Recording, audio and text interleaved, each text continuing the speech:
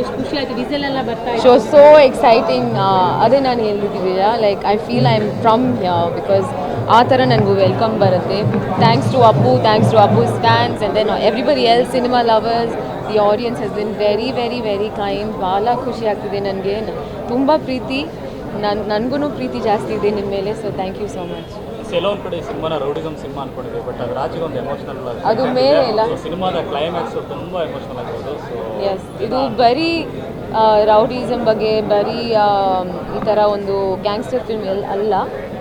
ಇದು ಜಾಸ್ತಿ ಇಮೋಷನ್ಸ್ ಇದೆ, ಲವ್ ಇದೆ, ಫ್ರೆಂಡ್ಶಿಪ್ ಇದೆ. So I think lot of high points ಒಂದೊಂದು ಕ್ಯಾರೆಕ್ಟರ್ಗೆ.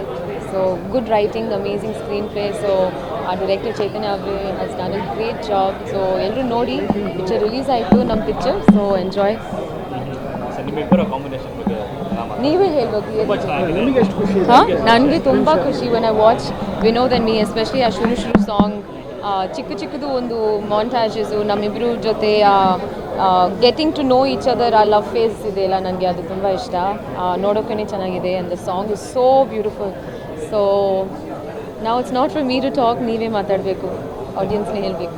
ಸಾರಿ ವಿಚಾರವಾಗಿತ್ತು, ಕೊಡವ ಸ್ಟೈಲಲ್ಲಿ ಸಾರಿ. ಹೌದು, I loved it. That was my first time wearing the Kodava style sari and I really enjoyed it. ಈ ಕಲ್ಚರ್, ಈ ಟ್ರೆಡಿಷನ್ಸ್ ಅದು ನನಗೆ ತುಂಬ ಇಷ್ಟ. So this movie was like an amazing experience. Mutton curry ಸ್ವಲ್ಪ ಜಾಸ್ತಿ ಮಸ್ತ್ ಮಾಡಬೇಕು. ನನಗೆ ಆ್ಯಕ್ಚುಲಿ ಕುಕಿಂಗ್ ಬರಲ್ಲ, ಸೊ ನಾನು I have to learn properly and I make more quantity. Next Kannada movie ಯಾವುದಾದ್ರೂ ಇಲ್ಲ, ನಾಟ್ ಯೆಟ್. ಆಫ್ಟರ್ ದಿಸ್ ಆಮೇಲೆ ಅಫ್ಕೋರ್ಸ್ ನಾನು ಇಲ್ಲೇ ಒಂದು ಮನೆ ಬೇಕು ನನಗೆ. ಸೊ ನಾನು ಇಲ್ಲೇ ಕೆಲಸ ಮಾಡಬೇಕು. ಹಾಂ, ಬಾಯ್, ಥ್ಯಾಂಕ್ ಖುಷಿ ಆಗುತ್ತೆ ಸರ್. ಈ ದಿನಕ್ಕೆ ನಾವು ವರ್ಷಾನುಗಟ್ಟಲೆ ಕಷ್ಟಪಟ್ಟಿರ್ತೀವಿ. ಸೊ ಇದು ರಿಸಲ್ಟ್ ದಿನ. ಪಾಸ್ ಅಂದಾಗ ಒಂದು ಕಡೆ ಖುಷಿ ಆಗುತ್ತೆ, ಜಸ್ಟ್ ಪಾಸ್ ಅಂದಾಗ ಇನ್ನೊಂದು ಒಂಚೂರು ಇದಾಗುತ್ತೆ. ಡಿಸ್ಟಿಂಕ್ಷನಲ್ಲಿ ಪಾಸು ಅಂದಾಗ ಎಷ್ಟು ಖುಷಿ ಆಗುತ್ತೋ. ಇವತ್ತು ಆಲ್ಮೋಸ್ಟ್ ಒಂದು 95 ಎಷ್ಟು ಪರ್ಸೆಂಟೇಜ್ ನೀವು ಹೇಳಬೇಕು, ಎಷ್ಟು ಪರ್ಸೆಂಟೇಜ್? 100. ಓಕೆ, 100% ಪಾಸ್ ಆಗಿದ್ದೀವಿ. ಸೊ ಇನ್ನು ಮುಂದೆ, ಯಾಕಂದರೆ ನಾನು ಆಲ್ರೆಡಿ ನಮ್ಮ ನಿರ್ಮಾಪಕರಿಗೆ ಹೇಳಿದೆ, ಯಾಕಂದರೆ ಇವತ್ತು ಫಸ್ಟ್ ಡೇ ಎಕ್ಸ್ಪೆಕ್ಟ್ ಮಾಡಬೇಡಿ, ಹೌಸ್ಫುಲ್ ಎಕ್ಸ್ಪೆಕ್ಟ್ ಮಾಡಬೇಡಿ, ಆಮೇಲೆ ಕ್ರೌಡ್ ಫಿಲ್ ಮಾಡೋದು ಇದೆಲ್ಲ ಬಂದು ಇದು ಮಾಡಿನೇ ಜನಕ್ಕೆ ನಂಬಿಕೆ ಹೋಗಿತ್ತು. ಮಾದೇವಾಗೂ ನಾವು ಏನೂ ಮಾಡಲಿಲ್ಲ. ಫಸ್ಟ್ ಡೇ ಫ್ರೈಡೇ ಇಷ್ಟೇ ಇದ್ದಿದ್ದು, ಆಟೋಮೆಟಿಕ್ ಆಡಿಯನ್ಸ್ ರೇಸ್ ಆಗ್ತಾರೆ. ಯಾಕಂದರೆ ಮನೆಯಿಂದನೇ ಒಬ್ಬರು ಪ್ರತ್ಯಕ್ಷ ಸಾಕ್ಷಿಯಾಗಿ ಸಿನಿಮಾ ನೋಡ್ಕೊಂಬಂದು ಚೆನ್ನಾಗಿದೆ ಅಂದರೆ ಮಾತ್ರ ಜನ ವಾಪಸ್ ಬರ್ತಾರೆ ಅನ್ನೋದು ನನಗೆ ಗ್ಯಾರಂಟಿ ಗೊತ್ತಿತ್ತು. ನಾನು ಅದಕ್ಕೆ ನಮ್ಮ ಪ್ರೊಡ್ಯೂಸರ್ಗೆ ಹೇಳಿದೆ, ಆರ್ಟಿಫಿಷಿಯಲಾಗಿ ಏನೂ ಮಾಡಬೇಡಿ, ಬಿಟ್ಬಿಡಿ, ಸಿನಿಮಾ ನೋಡ್ತಾರೆ, ಅವ್ರಿಗೆ ಇಷ್ಟ ಆಗುತ್ತೆ. ಖಂಡಿತ ಇಷ್ಟ ಆದಮೇಲೆ ಸ್ಯಾಟರ್ಡೇ ಸಂಡೇಯಿಂದ ಆ ಸಿನಿಮಾನೇ ಜನರನ್ನ ಒಳಗಡೆ ಕರ್ಕೊಂಬರುತ್ತೆ ಅಂತ ಹೇಳಿದ್ದೆ. ಸೊ ಆಲ್ರೆಡಿ ಯಾಕಂದರೆ ಇದು ನನಗೆ ಮಾದೇವಾಗಿಂತ ಡಬಲ್ ಓಪನಿಂಗ್ ಸಿಕ್ಕಿದೆ. ಸೊ ಮಾದೇವ ಒಂದು ನಂಬಿಕೆ ನನಗಿತ್ತು. ಮಾದೇವ ಓಪನಿಂಗಿಂತ almost all over Karnataka double opening ಸಿಕ್ಕಿದೆ. ನನಗೆ ಖುಷಿ ಇದೆ. ಆ್ಯಂಡ್ ನೀವೆಲ್ಲರೂ ನೆನ್ನೆನೇ ನೋಡಿದ್ದೀರ ಅನಿಸುತ್ತೆ ಸಿನಿಮಾ. ನಿಮಗೇನು ಅನಿಸ್ತು, ಹೇಗೆ ಅನಿಸ್ತು ಹೇಳಿ? ಚೆನ್ನಾಗಿದೆ ಸರ್. 1980ರ ಕರಾಳ ಕಥೆಯನ್ನು ಕಣ್ಮುಂದಿಟ್ಟು ಬೇಡ ರೌಡಿಸಮ್ ಬದಲಾಗಿ ಒಂದೊಳ್ಳೆ ಸಂದೇಶ ಕೊಟ್ಟಿದ್ದಾರೆ. ಈ ರೀತಿಯ ಸಿನಿಮಾ ತೆಗೆಯುವಾಗ ನಿಮಗೆ ಎಷ್ಟು ಖುಷಿ? ಖಂಡಿತ ಖುಷಿ ಇದೆ ಸರ್. ಯಾಕಂದರೆ ಸ್ಕ್ರಿಪ್ಟಿಂದ ವರ್ಕ್ ಮಾಡಿರ್ತೀನಿ ಆ್ಯಂಡ್ ಆ ಪಾತ್ರವಾಗಿ ಜೀವಿಸಿದಾಗ ನಿಮಗೆ ಅದು ತುಂಬ ಕಾಡ್ತಾ ಇತ್ತು. ನನಗೆ ಎಷ್ಟೊಂದು ಇಂಟರ್ವ್ಯೂಲ್ಲಿ, ಮೊನ್ನೆನೂ ಬಿ ಗಣಪತಿ ಸರ್ ಇಂಟರ್ವ್ಯೂಯಲ್ಲಿ ಅವ್ರು ಅದನ್ನೇ ಹೇಳಿದ್ದಾರೆ. ಅದಾದಮೇಲೆ ನನ್ನ ಹತ್ರ ಇಂಟರ್ವ್ಯೂ ಆದಮೇಲೆ ಅವ್ರು ಹೋಗಿ ಹೇಳಿರೋದೇನು ಅಂದರೆ, ಬಹುಶಃ ವಿನೋದ್ ಪ್ರಭಾಕರ್ ಇನ್ನೂ ಬಲರಾಮನಿಂದ ಆಚೆನೇ ಬಂದಿಲ್ಲ, ಆತ ಇನ್ನೂ ಆ ಪಾತ್ರದಲ್ಲೇ ಜೀವಿಸ್ತಾ ಇದ್ದಾನೆ ಅನ್ನೋದು. ಸೊ ಖುಷಿ ಆಗುತ್ತೆ. ಭಾಳಷ್ಟು ಜನ ಹೇಳ್ತಿದ್ದೇನು ಅಂದರೆ, ಅಂಡರ್ ವರ್ಲ್ಡ್ನ ಯಾಕೆ ಫ್ಯಾಂಟಸೈಸ್ ಮಾಡ್ತಿದ್ದೀರಾ ನೀವು, ಯಾಕೆ ಅಂಡರ್ ವರ್ಲ್ಡ್ ಸಿನಿಮಾಗಳನ್ನ ನೀವು ಯಾಕೆ ಹೀರೋಯಿಸಮ್ ತೋರಿಸ್ತೀರಾ, ಒಬ್ಬ ರೌಡಿನ ನೀವು ಯಾಕೆ ಸಮಾಜಕ್ಕೆ ಒಳ್ಳೆಯವನ ಥರ ತೋರಿಸ್ತೀರಾ ಅಂತ ಹೇಳ್ತಿದ್ರು. ಬಟ್ ಒಬ್ಬ ರೌಡಿ ಇದೊಂದು ಚಕ್ರವ್ಯೂಹ ಥರ ಒಳಗೆ ಅಂಡರ್ ವರ್ಲ್ಡ್ ಒಳಗಡೆ ಬಂದರೆ ಎಂಡ್ ಏನಾಗುತ್ತೆ ಅನ್ನೋದು ತೋರಿಸಿದ್ದೀವಿ. ಸೊ ಇದೊಂದು ಮಾರಲ್, ಒಂದು ಜನಕ್ಕೆ ಒಂದು ಒಳ್ಳೆ ಸಂದೇಶ ನೀಡುವ ಥರದ್ದು. ಆ್ಯಂಡ್ ನಿಮ್ಗೆ ಎಲ್ರಿಗೂ ಗೊತ್ತಿದೆ, ರಿಯಲಿಸ್ಟಿಕ್ ಒಂದಿಷ್ಟು ಸನ್ನಿವೇಶಗಳು ಬಂದಿದೆ, ಅಲ್ಲಲ್ಲಿ ಹೇಳ್ಕೊಂಡಿರ್ಬೋದು, ಬಟ್ ಆದ್ರೂ ತುಂಬ ಜನಕ್ಕೆ ಕನೆಕ್ಟ್ ಆಗಿದೆ ಹಳೆ ಬಲರಾಮಂದು ಸ್ಟೋರಿ. ಸೊ ಇವತ್ತು ಒಂದು ಒಳ್ಳೆ ಓಪನಿಂಗ್ ಸಿಕ್ಕಿದೆ. ಆ್ಯಂಡ್ ಸುಪ್ರೀತ್ ಸರ್ಗೂ ಥ್ಯಾಂಕ್ಸು, ಆ್ಯಂಡ್ ಇಡೀ ಕರ್ನಾಟಕದ ಜನತೆ ಎಲ್ರಿಗೂ ಹೃತ್ಪೂರ್ವಕ ಧನ್ಯವಾದಗಳು. ಹಾಗೆ ತಮ್ಮೆಲ್ರಿಗೂ ನಾನು ಹೃತ್ಪೂರ್ವಕ ಧನ್ಯವಾದಗಳು ಹೇಳೋಕ್ಕೆ ಇಷ್ಟಪಡ್ತೀನಿ. ಯಾಕಂದರೆ ನನಗೆ 100% ಹುಷಾರಿರಲಿಲ್ಲ. ಹಾಸ್ಪಿಟಲ್ ಮಲಗಿದ್ದಾಗ ಭಾಳಷ್ಟು ಜನ ನೀವು ಬಂದು ಕೆಲವರು ಅಲ್ಲಿ ಏನೋ ಒಂದು ರಾಂಗ್ ಮಾಡಿದ್ರು ಭಾಳಷ್ಟು ಜನ ನಿಜಾಂಶ ಏನು ಅಂತ ತಿಳ್ಕೊಂಡು ಅದನ್ನು ಕರೆಕ್ಟಾಗಿ ಜನರಿಗೆ ತಲುಪಿಸಿದ್ದಕ್ಕೆ ಹೃತ್ಪೂರ್ವಕ ಧನ್ಯವಾದಗಳು. ನನಗೆ ಒಂದಿಷ್ಟು BP ಏರುಪೇರು ಆಗಿ ಅದಾದಮೇಲೆ ಒಂದು ಸ್ವಲ್ಪ ಅದರಿಂದ ಫ್ಲಕ್ಚುಯೇಷನ್ಸ್ಗಳಾಗಿ ಮಾತೆಲ್ಲ ನಿಂತೋಗಿ ಅದು ತುಂಬಾ ನನಗೆ ಎಫೆಕ್ಟ್ ಆಯಿತು. ಸೊ ಈಗಲೂ ಆಲ್ಮೋಸ್ಟ್ ಒಂದು ಸ್ವಲ್ಪ ಮೆಡಿಕೇಷನಲ್ಲೇ ಇದ್ದೀನಿ, ಬೆಳಗ್ಗೆ ಇಂಜೆಕ್ಷನ್ ಆಯಿತು. ಸೊ ಹಾಗಾಗಿ ಒಂಚೂರು ಸುಸ್ತಿದೆ. I will be back to form ಆಗಿ. ಸರ್, ಆ ಸಿನಿಮಾದಲ್ಲಿ ಅತಿಯಾದ ನಂಬಿಕೆನೇ ಮುಳುಗಾಗುತ್ತೆ ಮನುಷ್ಯನಿಗೆ ಅನ್ನುವಂಥದ್ದು ಹೈಲೈಟ್ ಆಗಿದೆ. ಸೊ ನಿಮ್ಮ ಪರ್ಸನಲ್ ಲೈಫ್ ಆಗಿರ್ಬೋದು ಅಥವಾ ಎಲ್ಲ ಮನುಷ್ಯನಿಗೂ ಹಂಗೆ ಅಲ್ವಮ್ಮ, ನಿಜ. ಆ್ಯಕ್ಚುಲಿ ಏನು ಅಂದರೆ ಬೇರೆಯವ್ರಿಗೋಸ್ಕರ ಆ್ಯಕ್ಚುಲಿ ವಿನೋದ್ ಪ್ರಭಾಕರ್ದು ಒರಿಜಿನಲ್ ಕ್ಯಾರೆಕ್ಟರ್ ಅದು. ನನಗೆ ಅದು ಭಾಳ ಬಲರಾಮಂದು ಹತ್ರ ಆಯಿತು ಆ ಫುಲ್ ಪಾತ್ರ. ಬೇರೆಯವ್ರನ್ನ ನಂಬ್ಕೊಂಡು ಈ ನಂಬಿಕೆ, ಬ್ಯಾಕ್ ಸ್ಟ್ಯಾಬಿಂಗು ಇದೆಲ್ಲ ಆಗುತ್ತೆ. ಸೊ ರಿಯಲ್ ಲೈಫಲ್ಲೂ ಆಗಿದೆ ಸರ್. ಸಿನಿಮಾ ರಿಲೀಸ್ ವೇಳೆ ಈ ರೀತಿ ನಿಮ್ಗೆ ಆರೋಗ್ಯ ಕೈ ಕೊಟ್ಟಿದ್ದು ಎಷ್ಟು ಬೇಸರ ಆಯ್ತು. ಯಾಕಂತ ಹೇಳಿದ್ರೆ ಟ್ರೈಲರ್ ರಿಲೀಸಿಗೆ ಬರೋಕ್ಕಾಗಲಿಲ್ಲ, ನಿಮ್ಮನ್ನು ನೋಡಬೇಕು ಸಿನಿಮಾ ರಿಲೀಸ್ ವೇಳೆ ಅಂತ ತುಂಬ ಜನ ಕಾಯ್ತಾ ಇದ್ದಾರೆ ಸರ್. ಈಗ ನಾನು ಮಾಧ್ಯಮದ ಮುಂದೆ ಹೇಳಿದಾಗ ಅದು ಸುಳ್ಳು ಅಂತ ಅನಿಸ್ಬೋದು, ಬಟ್ ನಾನು ನಾನು ಜೀವಿಸೋದೇ ಸಿನಿಮಾ ಸರ್. ನನ್ನ ಮನೆಯವ್ರಿಗೆ ಗೊತ್ತದು. MRI ಸ್ಕ್ಯಾನ್ ಒಳಗಡೆ ನಾನು ಹೋಗಿರ್ಬೇಕಾದ್ರೆ ಅವತ್ತೇ ಕಳಿಸಿದ್ರು. ಆ ಸೌಂಡ್ ಹೆಂಗಿರುತ್ತೆ ಅಂತ ಗೊತ್ತು. ಅದರೊಳಗಡೆ ಹೋದಾಗ ನಿಮಗೆ ಗೊತ್ತಿರುತ್ತೆ MRI ಸ್ಕ್ಯಾನ್ ಒಳಗಡೆ.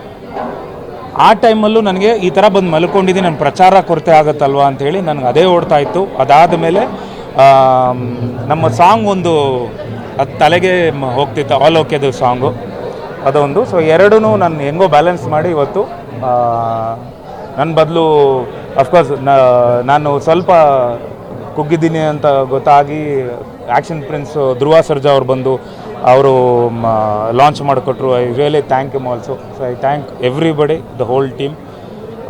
ಮುಂದೆ ಆಲ್ರೆಡಿ ಸಿನಿಮಾ ಬಗ್ಗೆ ತುಂಬ ಮಾತಾಡಿದ್ದೀವಿ, ಎಲ್ಲರ ಹತ್ರನೂ ಹೇಳಿದ್ದೀವಿ ಯಾವ ಥರ ಅಂತ. ಇವತ್ತು ರಿಸಲ್ಟ್ ಡೇ, ಇನ್ನು ನಾಳೆ ನಾಳಿದ್ದು ಒರಿಜಿನಲ್ ರಿಪೋರ್ಟ್ ಸಿಗುತ್ತೆ. ಸಿನಿಮಾದಲ್ಲಿ ನೀವು ಪ್ರಚಾರಕ್ಕೆ ಮಾಡ್ತೀರಾ ಅಂದ್ರೆ ಪ್ರಚಾರಕ್ಕೆ ನಂಗೆ ಬರೋಕ್ಕಾಗಲ್ಲ, ಕುಗ್ಗಿ ಹೋಗಿದ್ದೀನಿ ಅನ್ನೋ ಮಾತನ್ನು ನೀವು ಹೇಳಿದ್ರಿ. ಆದರೆ ಈಗ ಸಿನಿಮಾ ರಿಲೀಸ್ ಆಗೋ ಮುಂಚೆನೆ ಪ್ರಚಾರಕ್ಕೋಸ್ಕರ ಈ ರೀತಿ ವಿನೋದ್ ಪ್ರಭಾಕರ್ ಅವರು ಮಾಡ್ಕೊಂಡಿದ್ದಾರೆ ಅನ್ನುವಂಥ ಸುದ್ದಿ ಕೂಡ ಅಂತೆಕಂತ ಇತ್ತು. ಇದಕ್ಕೆ ನೀವಾಗೆ ಕ್ಲಾರಿಟಿ ಕೊಡೋದಾ? ನನ್ನ ಫಸ್ಟ್ ಸಿನಿಮಾ ಅಲ್ವಲ್ಲಮ್ಮ ಇದು 25ನೇ ಸಿನಿಮಾಮ್ಮ.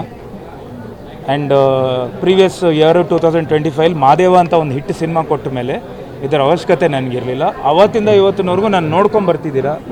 ಆ್ಯಂಡ್ ಸಿನಿಮಾದಲ್ಲೇ ನಾನು ಯಾವುದು ಎಕ್ಸ್ಟ್ರಾ ನನ್ನ ಡೈಲಾಗೇ ಬೇಡ, ನನಗೆ ಓವರ್ ನನಗೆ ಮಾಡಬೇಡಿ ಅಂತಲೇ ಹೇಳ್ತಿರ್ತೀನಿ. ನಿಜ ಜೀವನದಲ್ಲಿ ನೀವು ನೋಡಿದ್ದೀರಾ ಎಷ್ಟು ಸಿಂಪಲಾಗಿ ನಾರ್ಮಲ್ ಆಗಿರ್ತೀನಿ ಅಂತ. ಈ ಥರ ಫೇಕ್ ಗಿಮಿಕ್ಸು ಜನರನ್ನ ಒಳಗಡೆ ಕರೆಸ್ಬೋದೇ ಹೊರತು ಒಳ್ಳೆ ಸಿನಿಮಾನ ಕೂರಿಸಿ ನೋಡೋ ಅಂಥದ್ದು ಯಾವುದು ಪಬ್ಲಿಸಿಟಿ ಮಾಡೋಕ್ಕಾಗಲ್ಲ. ಸೊ ಫೇಕ್ ಪಬ್ಲಿಸಿಟಿ ಫೇಕೆ. ಆಮೇಲೆ ಆ ರೇಂಜಿಗೆ ಚೀಪ್ ಅಲ್ಲ ಬಿಡಿ. ನಾನು ಆ ಥರದ್ದು ನನ್ನ ಹೆಲ್ತು ಹಿಂಗೆ ಹಾಳಾಗೋಗಿದೆ. ನಾನು ಎಲ್ಲೋ ಹೋಗಿ ಹಾಸ್ಪಿಟ್ಲಲ್ಲಿ ಓಕೆ ಆಯಿತು, ಎಲ್ಲೋ ಕ್ಲಿನಿಕ್ ಹೋಗ್ಬೋದು. ಅದಾದಮೇಲೆ ನಾನು ಅಡ್ಮಿಟ್ ಆಗಿದ್ದು 10 ಗಂಟೆಗೆ, ಬೆಳಗಿನ ಜಾವ 10 ಗಂಟೆಗೆ. ನನಗೆ 7 ಗಂಟೆಯಿಂದ ಕಷ್ಟ ಆಯಿತು, 10 ಗಂಟೆಗೆ ಅಡ್ಮಿಟ್ ಆದೆ. ಈಗ ನಾನು ಪ್ರಚಾರಕ್ಕೆ ಅಂತ ಮಾಡಿದ್ದಿದ್ರೆ ನಾನು ಎಲ್ಲರನ್ನೂ ಕರೆಸ್ಬಿಟ್ಟು ನಾನು ಪ್ರವೀಣ್ ಅವ್ರಿಗೆ ಹೇಳ್ಬಿಟ್ಟು ನಾನು ಹಾಸ್ಪಿಟ್ಲ್ ಒಳಗಡೆ ಹೋಗೋದನ್ನು ತೋರಿಸಿ ಸರ್, ಆಚೆ ಬರೋದನ್ನು ತೋರಿಸಿ ಅಂತ ಹೇಳ್ಬೋದಿತ್ತಲ್ಲ. ನಿಮ್ಗೆ ಯಾವಾಗ ನ್ಯೂಸ್ ಬಂದಿತ್ತು? ನೈಟು ಸಂಜೆ 7 ಗಂಟೆಗೆ. ಸೊ ನಾನು ಪ್ರಚಾರಕ್ಕೆ ಮಾಡಿದ್ದಿದ್ರೆ ಎಷ್ಟು ನಾನೇ ಪಬ್ಲಿಸಿಟಿ ಮಾಡಿಕೊಂಡು ನಮ್ಮ ಹುಡುಗರನ್ನ ಬನ್ನಿ ಹೊರಗಡೆ ಬನ್ನಿ ಒಳಗಡೆ ಹೋಗಿ ಅಂತೆಲ್ಲ ಹೇಳಿ, ಅದಾದಮೇಲೆ GM ಹಾಸ್ಪಿಟ್ಲ್ ನಂದಲ್ಲಮ್ಮ, ಆಯಿತಾ, CCU ಅಲ್ಲಿ ಹೋಗಿ ಮಲ್ಕೊಳ್ಳೋಕ್ಕೆ. ಅದಾದಮೇಲೆ ಇಲ್ಲಿ ನೋಡಿ ನಿಮ್ಗೆ ಗೊತ್ತಿರುತ್ತೆ, ಇದು ಕಾಣಿಸ್ತಿದೆಯಾ, ಇದು ಕೆನಲ್ ಹಾಕಿದ್ದು. ಆಮೇಲೆ ಇಲ್ಲೆಲ್ಲ ಗಂಟಿದೆ, ಇಲ್ಲೆಲ್ಲ ಇಂಜೆಕ್ಷನ್ ಕೊಟ್ಟಿರೋದಿದೆ. ಸುಮ್ಮನೆ ಹಂಗೆಲ್ಲ ಹಾಕ್ಕೊಂಡು ಫೇಕ್ ಮಾಡೋ ಅಷ್ಟು ಚೀಪ್ ಅಲ್ಲ ನಾನು. ನನಗೆ ಅಷ್ಟು ಅವಶ್ಯಕತೆನೂ ಇದೆ ಸರ್. ಇದ್ರ ಜೊತೆಗೆ ಎಲ್ಲೋ ಅತಿಯಾದ ಜಿಮ್ಮು, ಡಯಟು ಮತ್ತೆ ವ್ಯಾಯಾಮ, ನಿದ್ದೆ ಇಲ್ಲ, ನಿದ್ದೆ ಇರಲಿಲ್ಲ, ಒಂದ್ ಕಡೆ ಆರೋಗ್ಯಕ್ಕೆ ಸಮಸ್ಯೆ ಆಯ್ತಾ? ಖಂಡಿತ ಬಿಕಾಸ್ ಪ್ರೆಷರ್. ಯಾಕಂದ್ರೆ ಸಿನಿಮಾಗೆ ಹಗಲು ರಾತ್ರಿ ಪ್ರಚಾರ ಶುರು ಮಾಡಿದ್ರಿ ನೀವು. ಸಿನಿಮಾ ಅಂದರೆ ನನಗೆ ತುಂಬ ಪ್ರೀತಿಸ್ತೀನಿ ಸರ್. ನಾನು ಜೀವಿಸೋದೇ ಸಿನಿಮಾ ಸರ್. ನಾನು ಬೆಳಗ್ಗೆ ರಾತ್ರಿ ನೀವು ನಂಬಲ್ಲ, ನನಗೆ ಸಿನಿಮಾ ಆದಮೇಲೆ ನಾನು ಟೆಕ್ನಿಕಲಿ ತುಂಬ ಕೆಲಸ ಮಾಡಿರ್ತೀನಿ. ನನಗಿದು ಭಾಳಷ್ಟು ನನಗೆ ಟೆಕ್ನಿಕಲಿ ಆ್ಯಂಡ್ ಎಡಿಟಿಂಗಿಂದ ಹಿಡಿದು ಭಾಳಷ್ಟು ನನಗೆ ಈ ಸಿನಿಮಾ ಅಂತಲ್ಲ, ನನಗೆ ಇನ್ನೊಂದು ಸಿನಿಮಾ ನಡೀತಿದೆ ಮಾದೇವ. ಆದಮೇಲೆ ನಾನು ಅವತ್ತಿಂದ ಇವತ್ತಿನವರೆಗೂ 2 ಸಿನಿಮಾ ನಾನು ಒಪ್ಕೊಂಡಿರೋದು. ಬಟ್ 2 ಸಿನಿಮಾ 8ನೇ ಸಲ ರೀರೇಟ್ ಆಗ್ತಿದೆ. ನಂದೊಂದು ಸ್ಕ್ರಿಪ್ಟ್ ನಡೀತಿದೆ, ಅದ್ರದ್ದು ಜೊತೆಗೆ ಈ ಸಿನಿಮಾ ಸಡನ್ನಾಗಿ ಪ್ರಮೋಷನ್ನು, ಸಡನ್ ಡೇಟ್ ಹಾಕಿದ್ದು. ಸೊ ನಮಗೆ ನೀವು ನಂಬಲ್ಲ ನೋಡಿ, ಎಲ್ಲ ಎಷ್ಟು ಹೆಂಗೆ ಆಗ್ಬಿಟ್ಟಿದ್ವಿ ಅಂದರೆ 20 ದಿನ ಇದ್ದದ್ದು ನಮ್ಮ ಪ್ರಮೋಷನ್. 20 ದಿನಕ್ಕೆ ಆಲ್ಮೋಸ್ಟ್ ಲೂಪಲ್ಲಿ ಮಾತಾಡ್ತಿದ್ವಿ ನಾವು. ನೀವು ಈಗ ಕ್ವಶನ್ ಕೇಳಿದ್ಮೇಲೆ ನೆಕ್ಸ್ಟ್ ನೀವು ಬಂದಾಗ ನಾನು ಎಷ್ಟೊಂದು ಸಲ ಪ್ರಶ್ನೆನೇ ಮರ್ತೋಗ್ತಿದ್ದೆ, ಅರ್ಧ ಆನ್ಸರ್ ಮಾಡಿಬಿಟ್ಟು ಸರ್ ಏನು ಕ್ವಶನ್ ಕೇಳಿದ್ರಿ ಅಂತ ಕೇಳ್ತಿದ್ದೆ. ಸೊ ಅದು ನನಗೆ ಆ ಥರದ್ದು ಪ್ರಮೋಷನ್ನು. ಅದಾದಮೇಲೆ ಊಟ ಇರಲಿಲ್ಲ ಕರೆಕ್ಟ್ ಟೈಮ್, ಆಮೇಲೆ ನಿದ್ದೆ ಇರಲಿಲ್ಲ. ಸರ್, ನೀವು ಕೊನೆಯದಾಗಿ ಹುಷಾರಿಲ್ಲ ಅಂತ ಸಿನಿಮಾ ಹೇಳಿದಾಗ ಸಿನಿಮಾ ವಿಚಾರವಾಗಿ ಬಲರಾಮ ದಿನಗಳಲ್ಲಿ ಬಲರಾಮನ ಕಥೆಯನ್ನು ಹೇಳಿರೋದ್ರಿಂದ ಅವರ ಫ್ಯಾಮಿಲಿಯನ್ನೇನಾದರೂ ಭೇಟಿಯಾಗಿದ್ರು ಸರ್? ನಾನು ಭೇಟಿಯಾಗಿಲ್ಲ ನಿರ್ಮಾಪಕರ ಕಡೆಯಿಂದ, ಯಾಕಂದರೆ ನಿರ್ಮಾಪಕರು ಮೂಲತಃ ಹಾಸನ್ನವರು. ಬಲರಾಮ ಅವ್ರಿಗೂ ನಮ್ಮ ಶ್ರೇಯಸ್ ಆಗಲಿ ಪದ್ಮಾವತಿ ಅವ್ರಿಗಾಗಲಿ ಅವರು they are related actually. So ಅವರು ಆಲ್ರೆಡಿ ಅವ್ರ ಹತ್ರ ಮಾತಾಡಿ, ಸೊ ನಿಮಗೆ ಗೊತ್ತಿರಬಹುದು ಬಲರಾಮ ಅವ್ರಿಗೆ ಹೆಣ್ಮಗು. ಸೊ ನಾವು ಅದನ್ನು ತೋರಿಸ್ದೆ ಗಂಡು ಮಗು ತೋರಿಸಿದ್ದೀವಿ. ಅವ್ರಿಗೂ ಯಾವುದೇ ರೀತಿಯಾದ ಆಗಿ ಯಾವುದೋ ಒಂದು ಪ್ರಾಬ್ಲಮ್ ಬರಬಾರ್ದು ಅಂತಲೇ ತೋರಿಸಿರೋದು. ಸರ್ ಅಂದರೆ ಬಲರಾಮ್ ಒಂದು ಹ್ಯಾಂಡ್ಸಮ್ ಎಜುಕೇಟೆಡ್ ರೌಡಿ ಅಂತೆಲ್ಲ ಕೇಳ್ಬಿಟ್ಟಿದ್ದು ಸರ್. ಅದ್ರ ಜೊತೆಗೆ ಒಂದು ಎಮೋಷನಲ್ ಜರ್ನಿ ಇದೆ. ಅದಕ್ಕೆ ಎಷ್ಟು ಟೈಮ್ ತೊಗೊಂಡ್ರಿ ಇದೇ ಒಂದು ಪಾಯಿಂಟ್ ಇಟ್ಕೊಂಡು ನಾವು ಸಿನಿಮಾ ಮಾಡಬೇಕು ಅನ್ನೋ?